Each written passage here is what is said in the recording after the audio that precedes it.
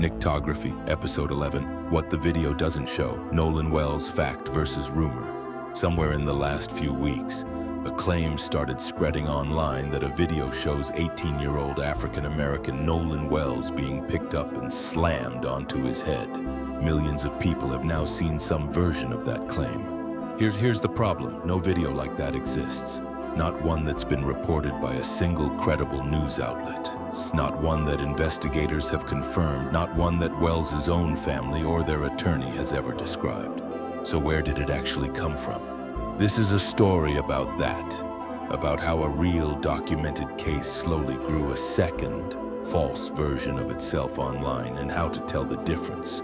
Let's start with what's actually confirmed, because there's plenty here that's real and doesn't need any exaggeration.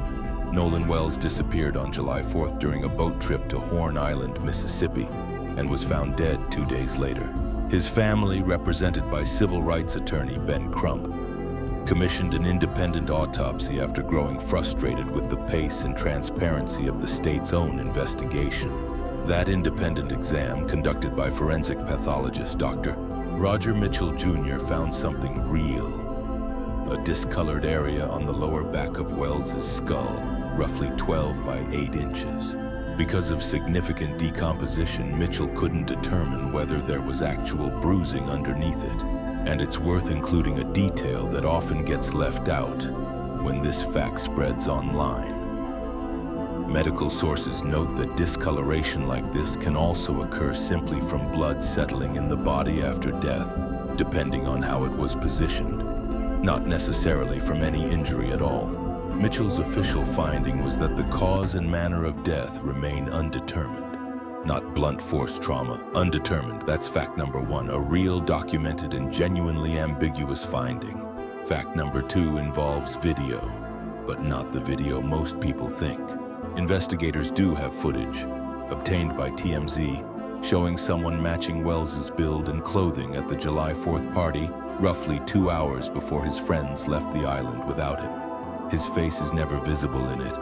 It hasn't been confirmed to be him at all. It shows him bending over toward a cooler. That's the entire content of that video. There's a second separate piece of footage, one with enhanced, edited audio, widely shared on TikTok and Instagram, that claims to capture an argument with a voice reportedly saying, "Give me my freaking phone, what are you freaking doing?" Ben Crump has suggested that voice belongs to Wells, but Wells' own close friend, Tracyston Shepard, has publicly and specifically disputed that, telling ABC News the voice is his, not Wells's, from an unrelated argument he had with his girlfriend that day.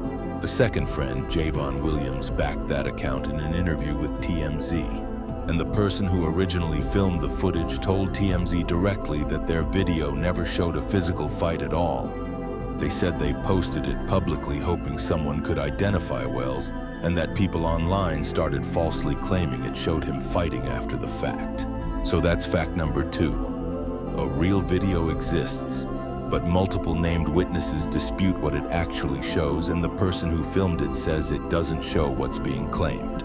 Now here's how those two separate, real, but limited facts appear to have merged into the false claim you've probably seen. A documented head injury from an autopsy.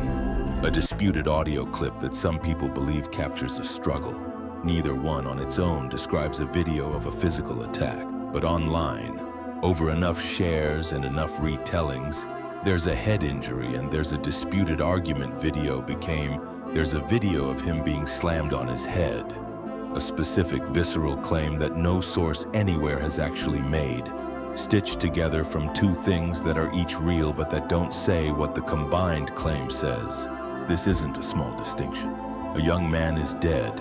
His family still doesn't have real answers, and separately, Wells' friends, people who haven't been charged with anything, say they're now receiving online threats over a version of events that multiple witnesses dispute and no evidence confirms. Shepard said it plainly in his own interview. "We did no wrong here, and we don't understand how we're getting so much hate behind us. None of this means nothing happened to Nolan Wells beyond an accident. The case remains genuinely open. The state's official autopsy and toxicology results still haven't been released.